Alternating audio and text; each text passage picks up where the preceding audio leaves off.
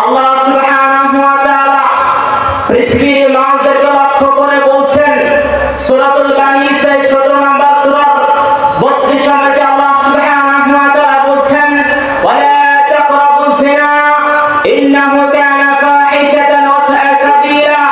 পৃথিবীর মানুষ তোমরা জিনা থেকে বেঁচে থাকো, তোমরা জিনা নিকটবর্তী হয়ো না। ইন্নাহু কানা ফাহিশাতান ওয়া সাআ সাবিলা, নিশ্চয় জিনা নিকৃষ্টতম একটি পাপ এবং বদনগতম একটি পাপ, অতএব তোমরা জিনা নিকটবর্তী হয়ো না। আল্লাহ সুবহানাহু ওয়া তাআলা কোরআন কারিমে কোথাও বলেনি তোমরা জিনা করিও না।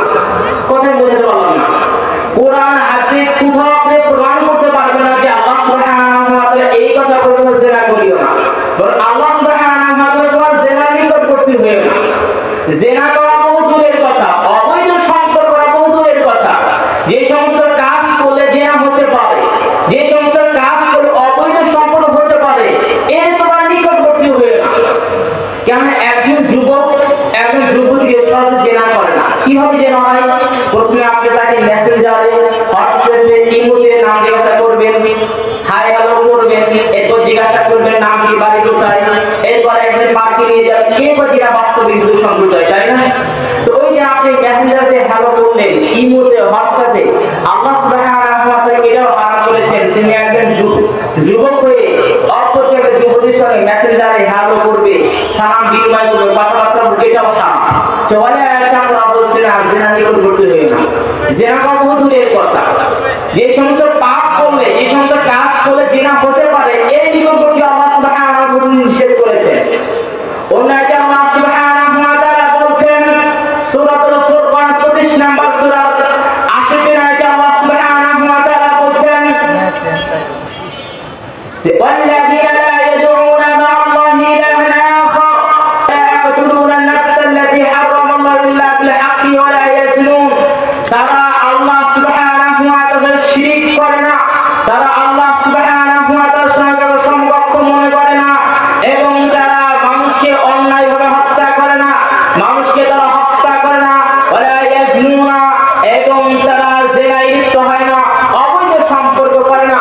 তবে আল্লাহ সুবহানাহু ওয়া তাআলা বলছেন যে ব্যক্তি মানুষকে অন্যায়ভাবে হত্যা করে, যারা আল্লাহ সুবহানাহু ওয়া তাআলার শিরক করে এবং যারা জিনায় লিপ্ত হয়, যারা অবৈধ সম্পর্ক করে, এদের সম্পর্কে আল্লাহ সুবহানাহু ওয়া তাআলা বলছেন ওয়া মান ইয়াফআল যালিকা ইয়ালকা আসামা। পৃথিবীর মানুষ যে ব্যক্তি জিনায় লিপ্ত হবে, যে ব্যক্তি আল্লাহর সাথে শিরক করবে, এ হচ্ছে মহাপাপী।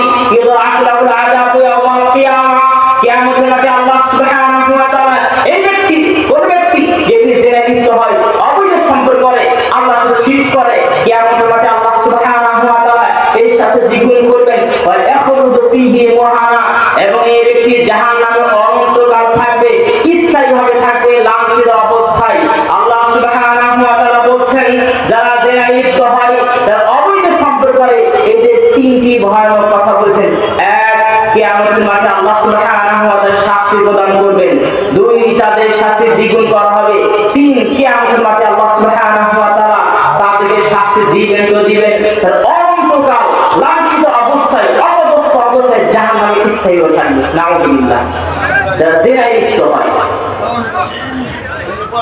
এই জন্য বিবাহিত অবস্থায় যারা জিনায় লিপ্ত হয়, এদের বেঁচে থাকার কোনো সুযোগ নেই। এই কথা আমি বলি, এই কথা